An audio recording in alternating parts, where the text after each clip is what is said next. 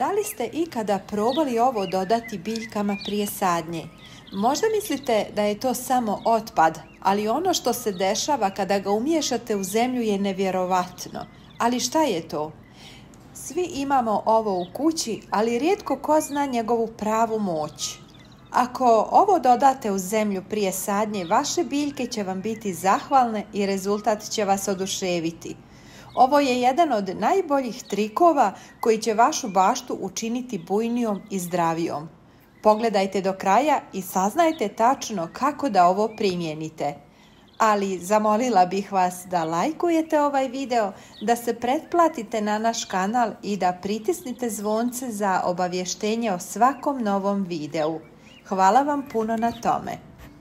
Bilo bi nam drago da nam napišete u komentaru samo da ili ne, da li uzgajate povrće ili ne. Hvala vam puno na tome, a mi prelazimo na naš video. Mnogi baštovani traže skupa rješenja za poboljšavanje rasta biljaka, ali priroda nam je već dala nešto moćno i potpuno besplatno. Zamislite da možete poboljšati kvalitet zemljišta, ubrzati rast biljaka i zaštititi ih od štetočina, sve uz pomoć samo 2 sastojka. Tajna je u jednostavnoj, ali moćnoj kombinaciji.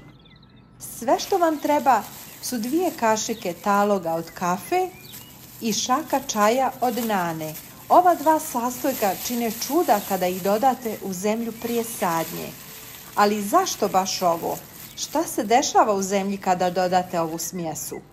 Kafa obogaćuje zemlju azotom, ključnim hranjivim elementom za rast biljaka. Čaj od nane djeluje kao prirodni zaštitnik, štiti biljke od štetočina i poboljšava strukturu zemljišta. Mješavina privlači korisne mikroorganizme koji pomažu biljkama da bolje upijaju hranjive tvari. Zemljište postaje bogatije, rast biljaka snažniji, a plodovi kvalitetniji. Prije sadnje jednostavno dodajte ovu smjesu u zemlju i dobro je promiješajte. Priroda će preuzeti dalje i vaše biljke će dobiti savršen start. Dragi prijatelji, pošaljite ovaj video i vašim prijateljima na društvenim mrežama. Hvala vam puno na tome.